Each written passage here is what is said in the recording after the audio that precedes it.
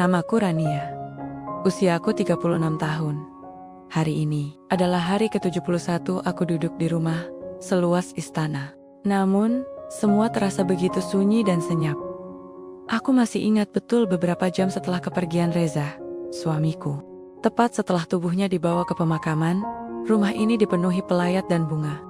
Tapi, aku tahu, mereka datang bukan karena cinta. Mereka datang karena status. Aku adalah janda, kaya, cantik kata orang, berkelas. Tapi, setiap malam aku tertidur, dalam hening, bertanya, apakah ada orang di dunia ini yang masih bisa mencintaiku tanpa tahu siapa aku, tanpa peduli pada nama keluargaku. Sejak Reza pergi, semua terasa terlalu banyak, terlalu megah, terlalu mewah untuk satu hati yang sudah kehilangan maknanya.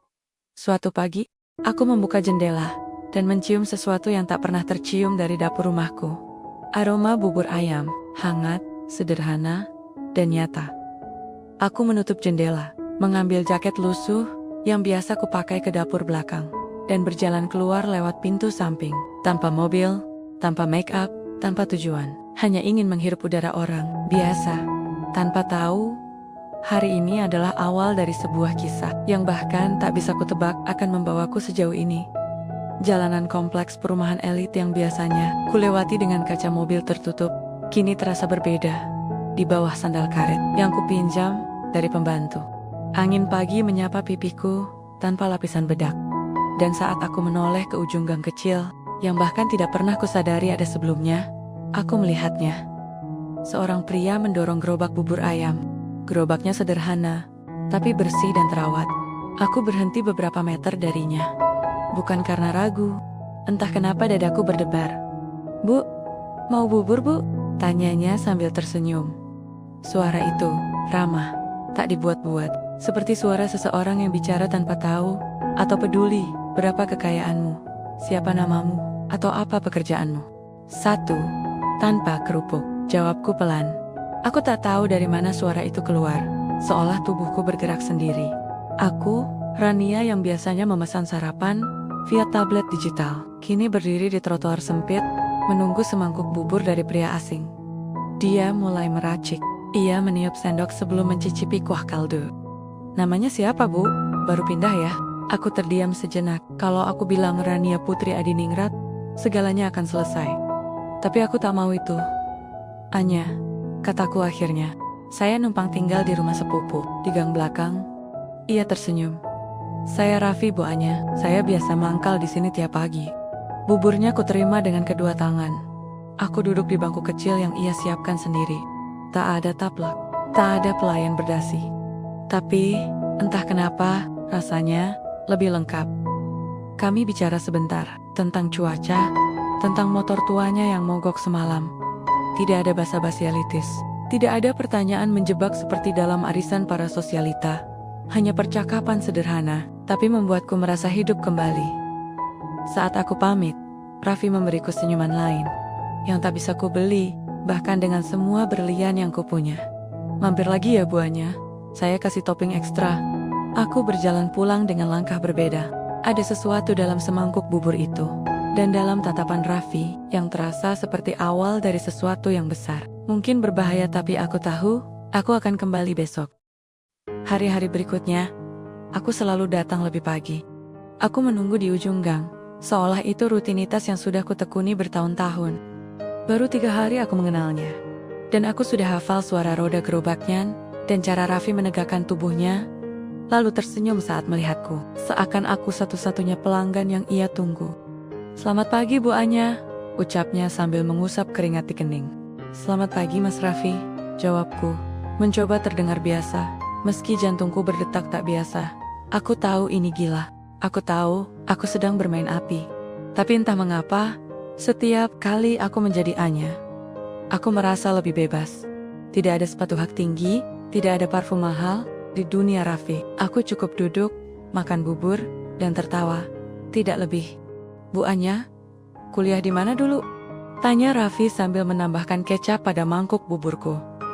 Pertanyaan itu sederhana, tapi bagiku seperti ranjau.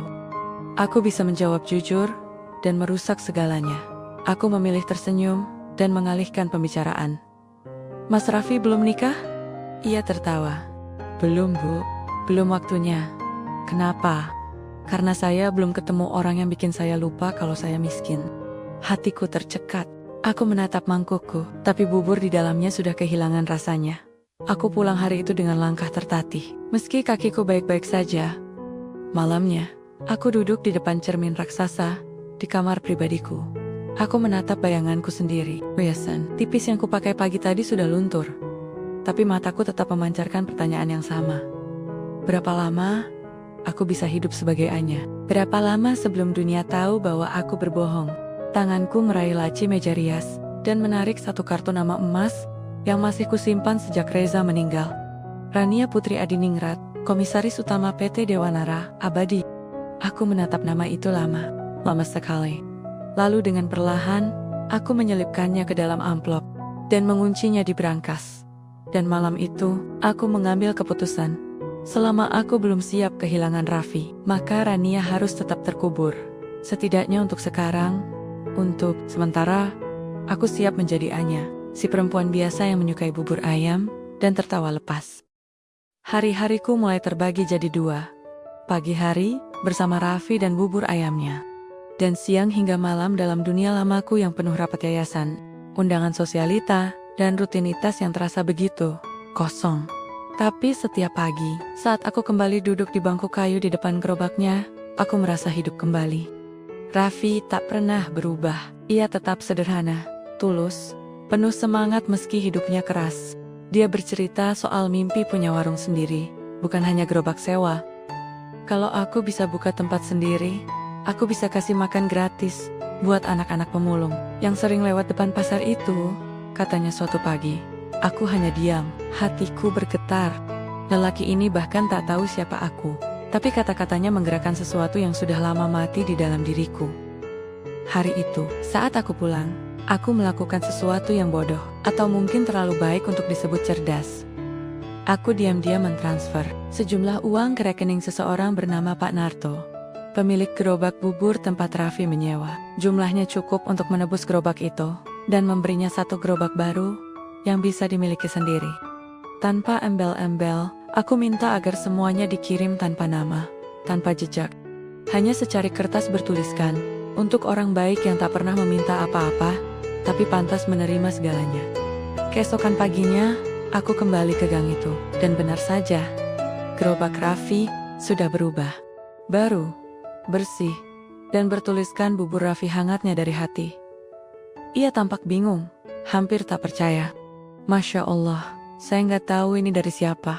Tiba diantar ke rumah saya pagi tadi, katanya padaku. Aku tersenyum, menatapnya dalam-dalam. Kadang, kebaikan akan datang tanpa kita tahu siapa pengirimnya, Mas. Ia menatapku lama, lebih lama dari biasanya, seolah ia mulai merasa ada yang disembunyikan.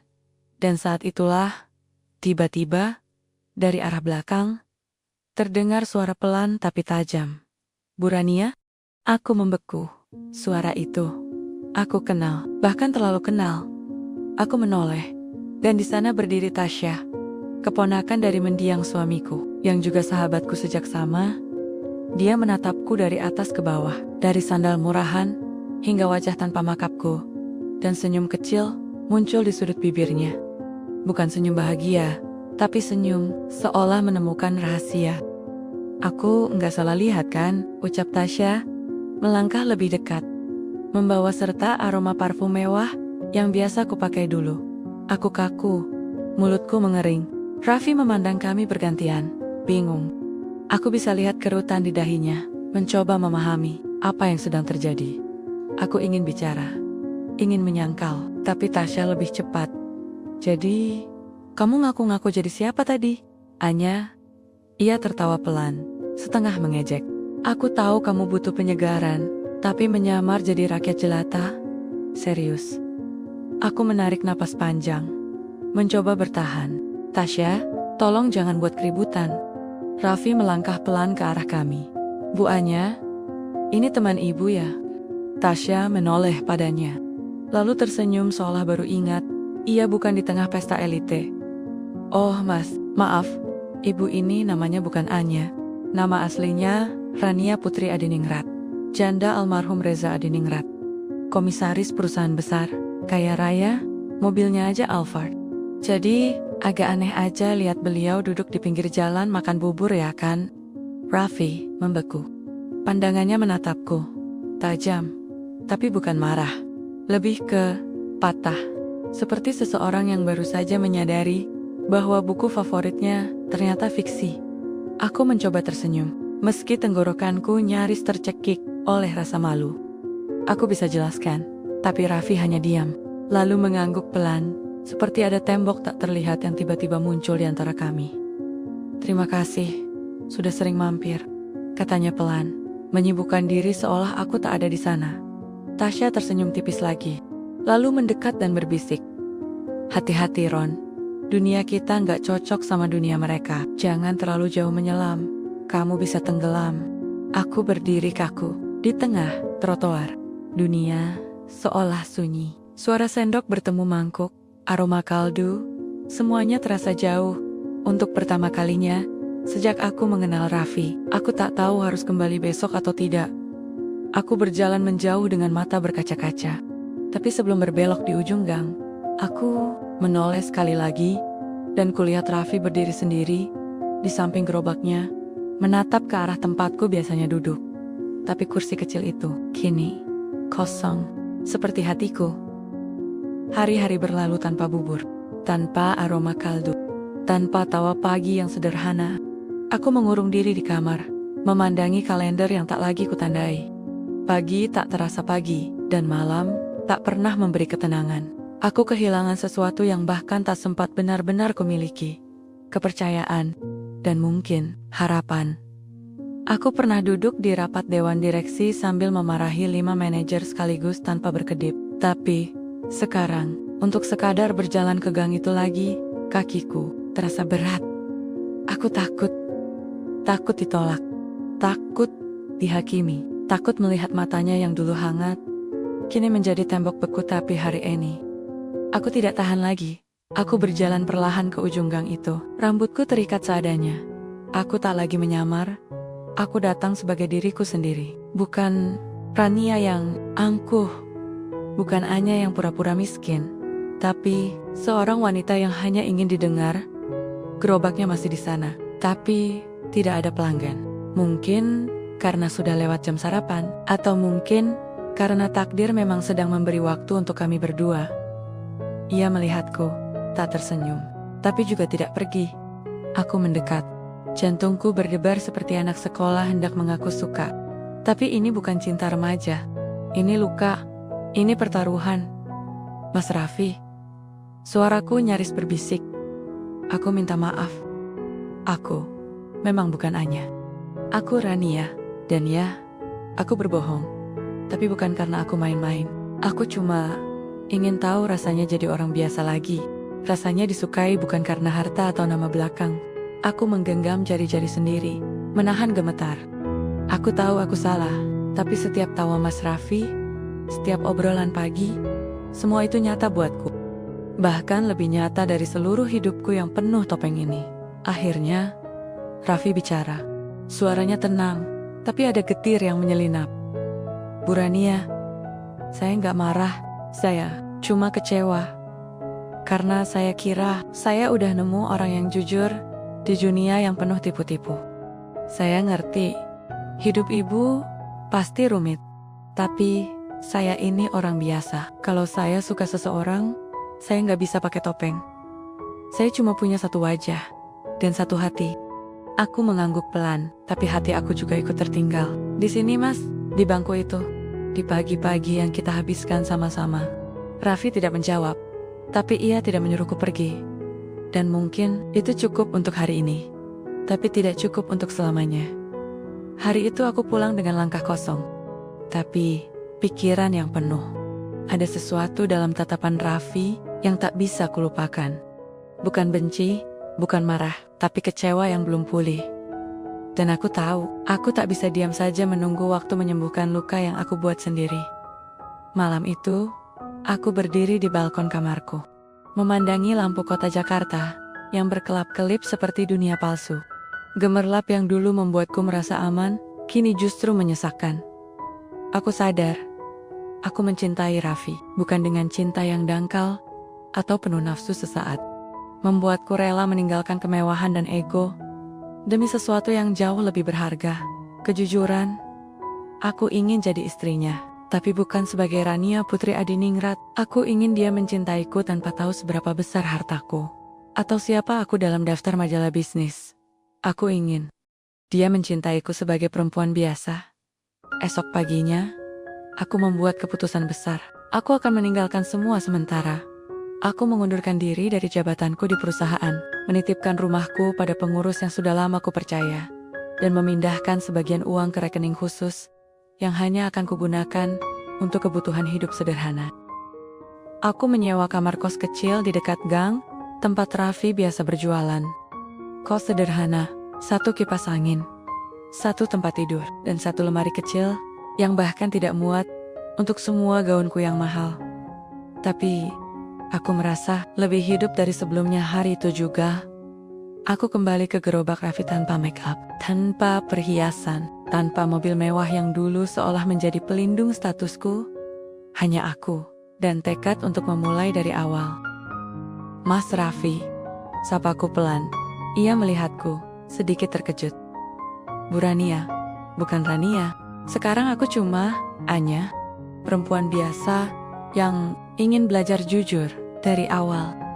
Dia menatapku lama, sebelum akhirnya bertanya, "Kenapa kamu lakuin semua ini?" Aku tersenyum, menahan getar di dadaku. Karena aku mau punya masa depan, tapi bukan sebagai pewaris. Aku mau jadi istri dari orang yang paling aku hormati, tanpa harus membelikan dia rumah atau mobil. Raffi masih diam. Tapi kali ini, ada perubahan kecil di wajahnya. Matanya tak lagi setajam kemarin. "Jadi kamu pindah ke sini?" Aku mengangguk.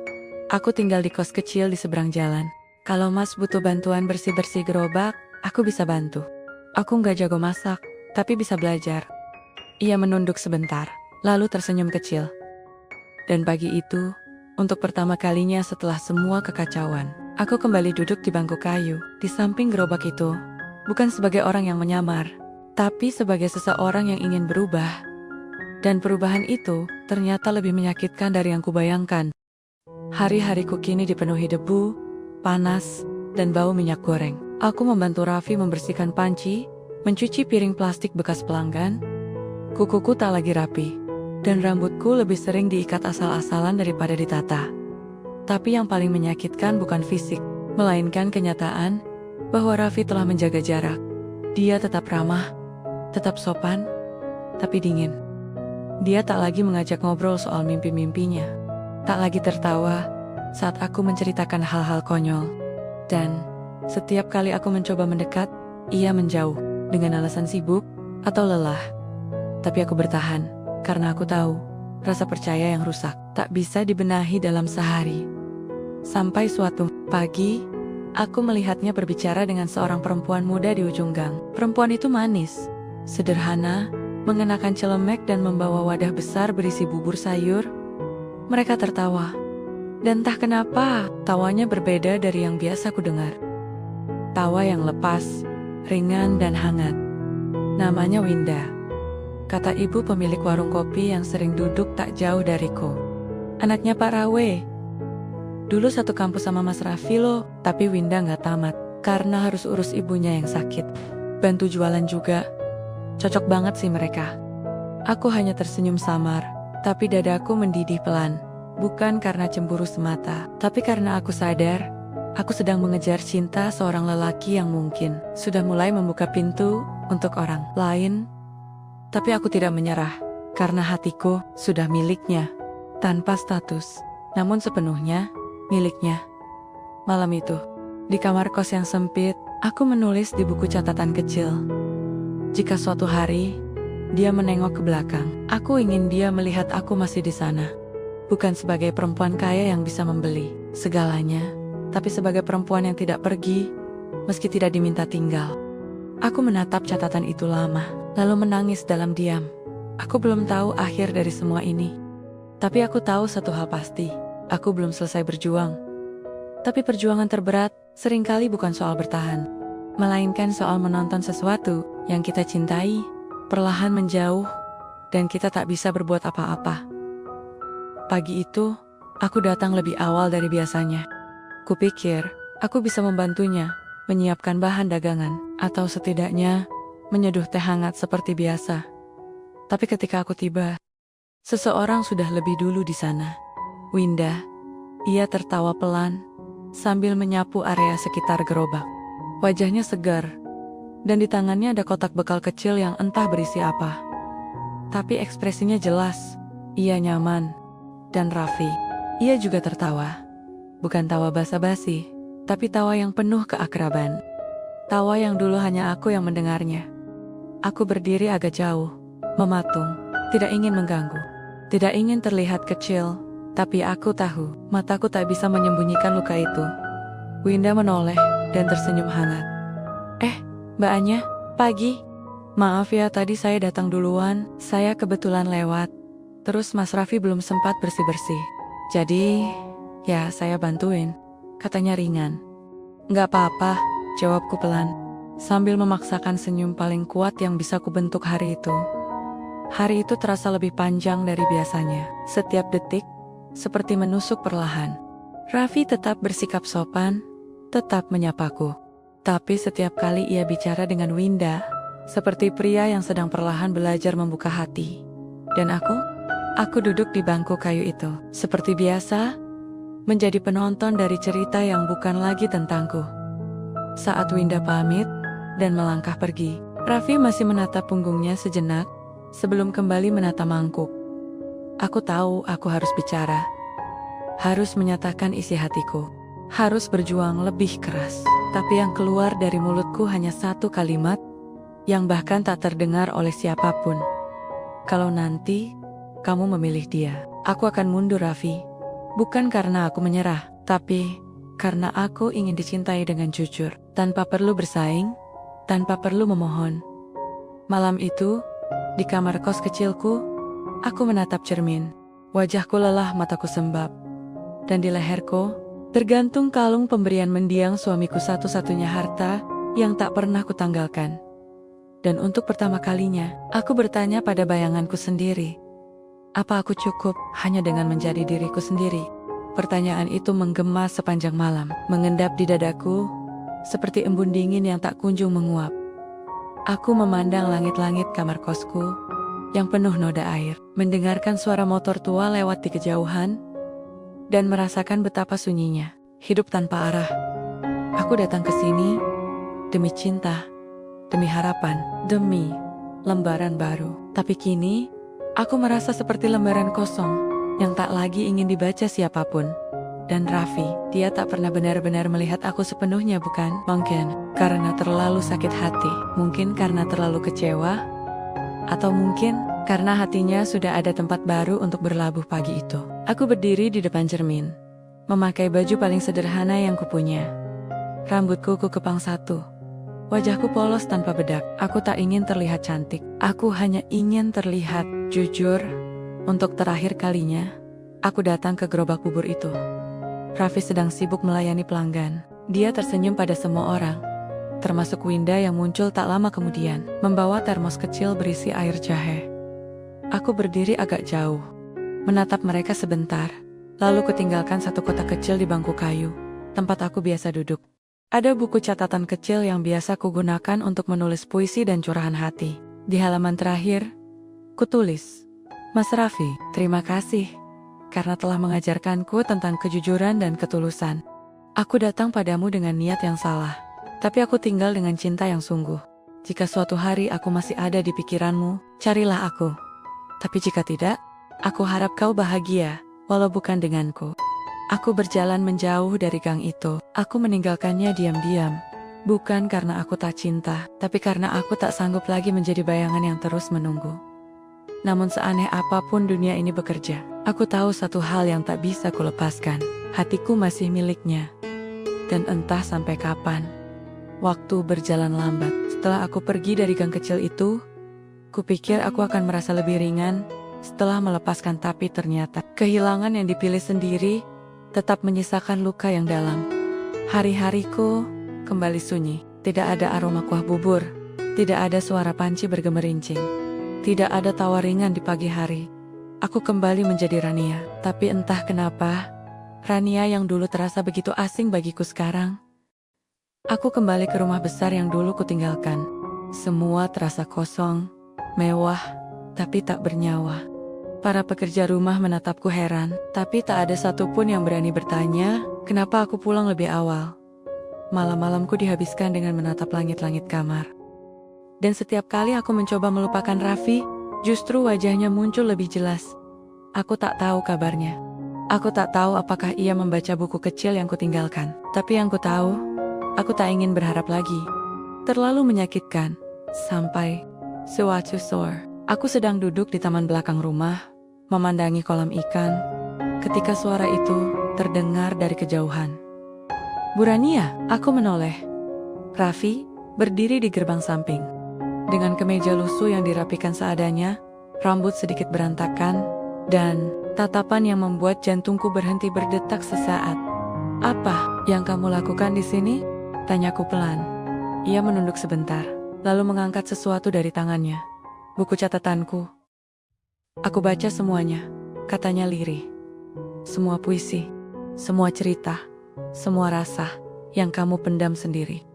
Aku ingin marah, ingin menangis, ingin berlari memeluknya, tapi tubuhku membeku.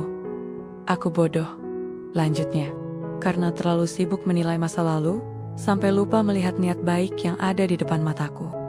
"Kenapa kamu pergi diam-diam, Anya?" Air mataku mengalir tanpa bisa dicegah, "Karena kamu gak pernah minta aku tinggal." Ia menatapku lama. "Aku tahu, aku gak mau kehilangan kamu dua kali." Aku ingin memeluknya, ingin berkata, "Aku juga." Tapi hatiku masih ragu, masih belum utuh. Dan untuk pertama kalinya, aku bertanya padanya dengan jujur, "Kamu kesini karena cinta atau karena kasihan?" Ia menarik napas dalam, lalu menjawab dengan satu kalimat yang membuat waktu seolah berhenti. "Karena aku gak bisa bayangin hari esok tanpa kamu di dalamnya." Aku tersenyum, menangis, dan untuk pertama kalinya dalam waktu yang lama, aku membiarkan diriku berharap lagi untuknya, untuk kami. Hari itu, kami duduk berdua di taman belakang. Tidak bicara banyak, hanya saling diam, dan kadang itu lebih menyembuhkan daripada 1000 kata. Tapi euforia itu tak bertahan lama. Keesokan harinya, saat Raffi datang kembali ke rumah, dia bertemu dengan seseorang yang seharusnya tidak perlu tahu apa-apa. Tanteku, Ibu Meta, wanita yang selama ini mengelola sebagian bisnis peninggalan suamiku dan sangat menjaga nama baik keluarga. Dari balkon lantai 2, aku melihat mereka berbicara. Awalnya biasa saja, tapi saat Tante Meta menyadari siapa Raffi, ekspresinya berubah dingin, sinis, bahkan nyaris menghina. Saat aku turun untuk menyusul, aku mendengar kalimat yang membuatku membeku. "Kamu pikir kamu siapa? Mau dekat-dekat dengan Rania? Padahal, kamu cuma tukang bubur." Wajah Raffi memucat, tapi ia tetap berdiri tegak, walau tangannya mengepal. Aku segera menghampiri. "Tante, cukup, dia tamu saya." Tanteku mendengus. "Rania, kamu sadar gak sih? Kamu siapa? Kamu itu janda pemilik perusahaan logistik. Kamu punya saham. Kamu punya reputasi. Apa kata orang kalau kamu sama orang kayak dia?" Aku menarik napas dalam, menahan amarah yang sudah hampir meledak, tapi yang paling menyakitkan adalah Raffi tak mengatakan apapun. Dia hanya tersenyum kecil, lalu menunduk. "Maaf kalau kedatangan saya mengganggu," katanya pelan padaku. Dan sebelum aku sempat menahan, dia sudah melangkah pergi, meninggalkanku berdiri di tengah antara dua dunia. Dunia tempatku berasal, dan dunia tempat hatiku berada. Malam itu, aku mencoba menghubunginya. Berkali-kali, tak diangkat. Hanya status pesan yang terbaca, lalu hilang. Aku tahu, ini bukan salahku sepenuhnya.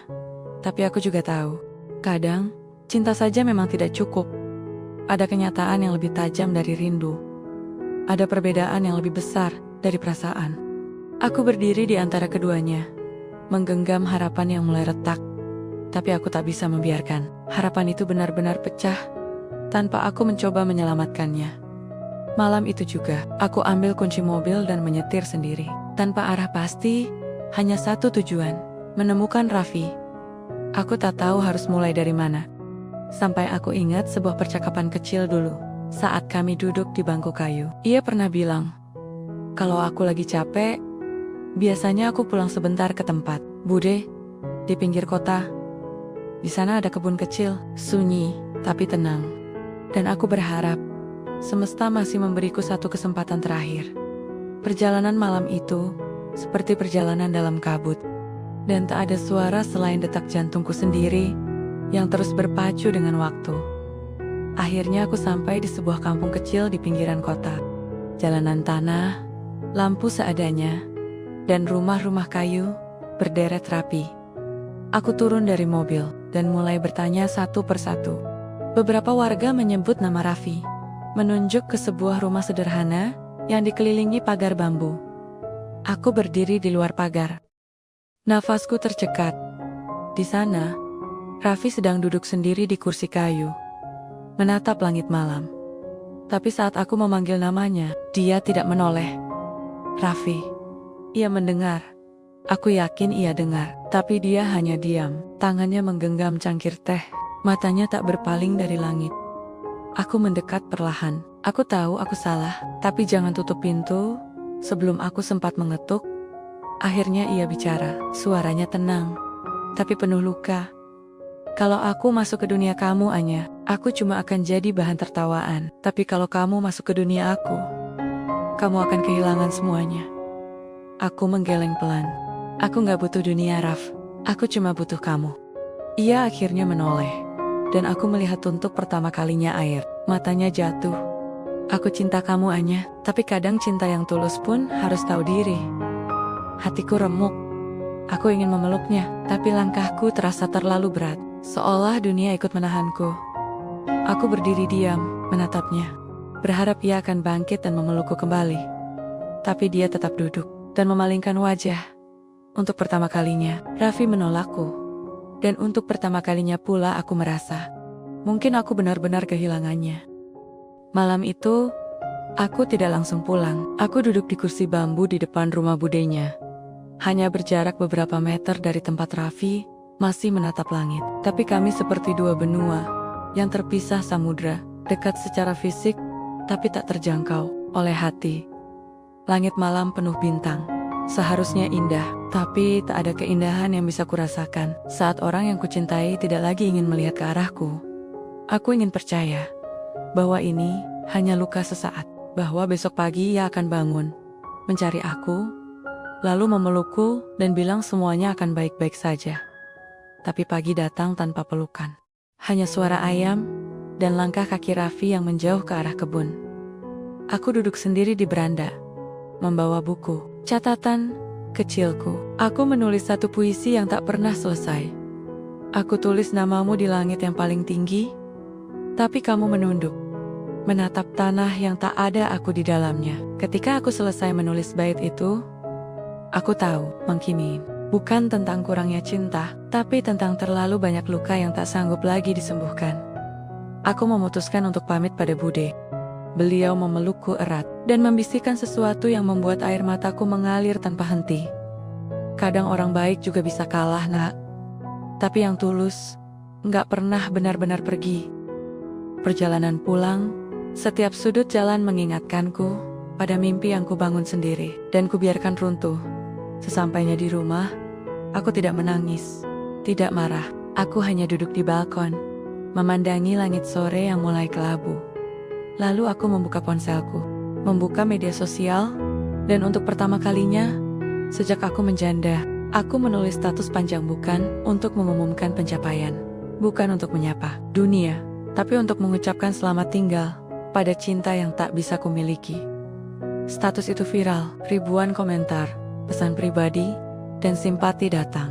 Tapi, hanya satu notifikasi yang kutunggu dan itu tak pernah muncul. Namanya tidak muncul di layar ponselku lagi. Dan hari itu aku sadar, aku menulis namanya di langit. Tapi ia hanya melihat awan lain. Dan mungkin, sekarang saatnya aku berhenti menatap langit yang tak membalas tatapanku. 3 hari kemudian, aku pergi dari kota, sendiri, tanpa sopir, tanpa siapapun yang tahu kemana aku sebenarnya menuju.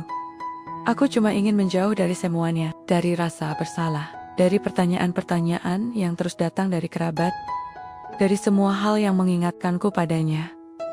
Aku memilih sebuah kota kecil di lereng bukit, tempat yang bahkan tidak pernah muncul di peta wisata. Aku menginap di sebuah penginapan kayu tua yang dijaga oleh pasangan lansia. Mereka tidak tahu siapa aku. Aku iseng berjalan kaki, menyusuri jalan setapak yang dipenuhi pohon cemara. Dan suara burung membuat hatiku sedikit lebih ringan. Sampai akhirnya aku tiba di sebuah bangunan kecil, mirip perpustakaan desa. Sederhana, dan hampir tidak terlihat dari jalan utama. Karena penasaran, aku masuk, dan di dalam ruangan sunyi itu, aku merasa waktu berhenti. Ada rak-rak penuh buku lama, dan di tengah ruangan, ada papan pengumuman dari kayu penu tempelan, kertas, tulisan tangan, dan gambar anak-anak. Tapi yang membuat nafasku tercekat adalah sebuah foto. Foto itu menampilkan sekelompok anak-anak desa sedang membaca buku, duduk di bawah pohon besar. Dan di pojok kanan bawah foto itu, berdiri seseorang yang tak asing lagi bagiku. Raffi tersenyum, membawa dus penuh buku. Dikelilingi anak-anak, tanganku gemetar. Di pojok foto tertulis kecil, sumbangan buku dari Raffi Zulfikar, Juni tahun 2020. Aku membeku. Dunia kembali berputar. Tempat terpencil ini adalah salah satu tempat yang pernah Raffi bantu. Jauh sebelum aku mengenalnya, kakiku melangkah sendiri ke meja resepsionis. Siapa yang dulu suka kirim buku ke sini? Bapak tua itu tersenyum pelan. Oh, Mas Raffi ya, anak baik itu dulu. Sering kesini. Sebelum pandemik. Terakhir dia kesini, katanya dia lagi patah hati. Jadi dia cari tempat tenang. Air mataku tumpah. Bahkan saat hatinya hancur, Raffi tetap memilih untuk berbagi, bukan membenci. Dan aku tahu, aku tak bisa membiarkan orang seperti itu pergi dari hidupku tanpa aku berjuang. Satu kali lagi, aku harus kembali, tapi kali ini bukan untuk meminta dicintai. Aku akan datang untuk mencintai, tanpa syarat. Dan kali ini, bukan sebagai Rania yang kaya raya, dengan segala fasilitas hidup mewah. Aku akan kembali sebagai perempuan biasa, yang hanya ingin mencintai, dengan cara yang paling sederhana. Aku tak langsung menuju rumah. Aku mampir ke kios kecil di pinggir jalan, membeli bahan makanan, bumbu dapur, dan seporsi bubur hangat yang dibungkus daun pisang. Lalu aku menuju satu tempat yang dulu jadi awal segalanya. Lapak kecil di depan toko bangunan, tempat Raffi dulu biasa berjualan bubur. Sekarang lapaknya sudah kosong. Aku duduk di sana, menatap jalanan yang tak banyak berubah. Tapi hatiku sudah berbeda, bukan lagi penuh ego atau harapan dibalas, tapi penuh keteguhan untuk memberi. Hari itu, aku mulai merancang satu hal. Mendirikan warung bubur gratis, sederhana, kecil, di gang sempit. Tapi di sana, aku menyajikan bubur yang dulu sering kami makan bersama. Aku hanya ingin satu hal, membagikan cinta dengan cara yang Raffi ajarkan tanpa pamer, tanpa pamrih. Dan aku tidak menyangka, hari ketiga warung itu buka sot, aku sedang menuang bubur untuk seorang anak kecil. Seseorang berdiri diam di ujung gang, menatapku. Rambutnya lebih panjang sedikit, matanya masih teduh. Tapi kali ini, ada keraguan di wajahnya. Aku tidak menyapanya. Aku hanya tersenyum pelan dan melanjutkan menuang kuah. Seolah berkata, aku di sini. Tak perlu kamu kejar, tapi kamu juga tak harus lari. Ia mendekat perlahan. Tak ada kalimat basa-basi, tak ada tanya kenapa aku di sini. Hanya satu kalimat yang keluar dari bibirnya, lirih tapi menembus sampai ke tulang. Kenapa kamu lakukan ini? Aku menatapnya dengan mata yang penuh air, tapi juga tenang. Karena aku tahu sekarang, dan senja, itu bukan soal ditanya siapa yang menang, tapi siapa yang bertahan. Ketika semua orang pergi, dia tidak menjawab, tapi matanya memerah. Dan di momen sunyi itu, dia duduk di sampingku. Diam, tak berkata apa-apa. Cinta yang paling dalam tak lagi butuh banyak kata. Hanya butuh hadir dan bertahan. Sejak hari itu, Raffi mulai datang setiap pagi ke warung kecilku. bukan sebagai pelanggan, bukan juga sebagai lelaki yang ingin kembali. Ia datang hanya untuk duduk diam. Kadang membantu membereskan meja, kadang mengaduk bubur di panci besar yang mengepul hangat. Dan aku memasak bubur tiap pagi. Dengan sepenuh hati, bukan untuk bisnis, tapi untuk jiwaku yang sedang belajar sembuh. Hari-hari itu menjadi semacam ritual. Diam-diam, aku bangun pukul 4 pagi, mencuci beras, menyiapkan segalanya sendiri. Dan Raffi akan datang pukul 6, tanpa janji, tanpa suara. Tak ada pembicaraan tentang masa lalu, tak ada tuntutan. Senyum itu kembali, yang dulu hilang dari wajahnya, kini mulai muncul di sela-sela uap bubur dan suara anak-anak yang tertawa karena mangkuk gratis yang mereka terima. Suatu pagi, saat aku hampir kehabisan daun bawang, Raffi muncul dengan seikat segar di tangannya. "Aku panen di kebun Bude," katanya singkat. Aku hanya tersenyum dan menerimanya.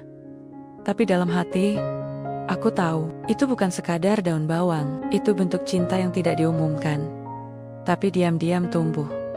Malamnya, saat warung sudah sepi, aku duduk di bangku kecil, lelah, namun bahagia. Raffi duduk di sebelahku. Lama kami terdiam, hingga akhirnya ia bertanya, "Kamu mau terus di sini?" Aku menoleh. "Kalau kamu masih di sini, kenapa tidak?" Ia tertawa kecil, lalu menjawab dengan kalimat yang membuat mataku basah. "Kalau begitu, aku gak akan pergi lagi." Dan malam itu, untuk pertama kalinya sejak semua luka itu terjadi, aku memejamkan mata dengan tenang. Karena aku tahu, esok pagi, ketika aku membuka pintu warung, Raffi akan di sana, bersama uap bubur, hangat matahari, dan cinta yang tidak pernah benar-benar pergi. Dan disitulah aku sadar, kebahagiaan bukan soal rumah besar, mobil mewah, atau pesta ulang tahun yang meriah. Bahagia adalah saat kamu tahu, seseorang tetap memilihmu, meski tahu semua luka dan celamu. Aku akhirnya mengerti, cinta bukanlah soal memeluk erat seseorang agar tak pergi, bukan pula soal memaksakan dua hati menjadi satu. Cinta yang paling besar justru muncul saat kita rela melepaskan ego, merawat luka, dan tetap memberi, meski tak selalu diberi kembali. Dan yang paling membuatku bersyukur adalah, aku tak lagi hidup dalam pura-pura. Aku tak lagi menyembunyikan siapa diriku. Kini, aku janda yang berdiri tegak bukan karena harta, bukan karena gelar, tapi karena aku belajar mencintai tanpa syarat. Karena jika saja dulu aku menyerah pada luka, jika saja aku tetap menyembunyikan siapa diriku sebenarnya, mungkin hari ini tak pernah terjadi. Kini aku tahu, cinta terbesar itu bukan tentang memiliki seseorang sepenuhnya, tapi tentang memberi. Memberi waktu, memberi tempat, dan memberi ruang, agar hati yang pernah terluka bisa tumbuh kembali. Dan itulah yang kulakukan setiap hari, dengan semangkuk bubur, secangkir teh, dan satu bangku kosong yang selalu siap ia duduki.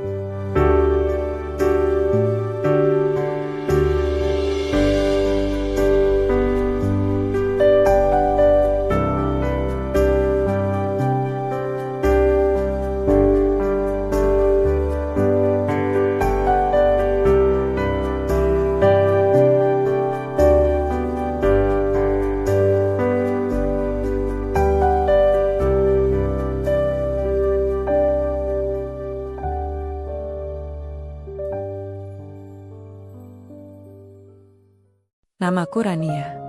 Usiaku 36 tahun.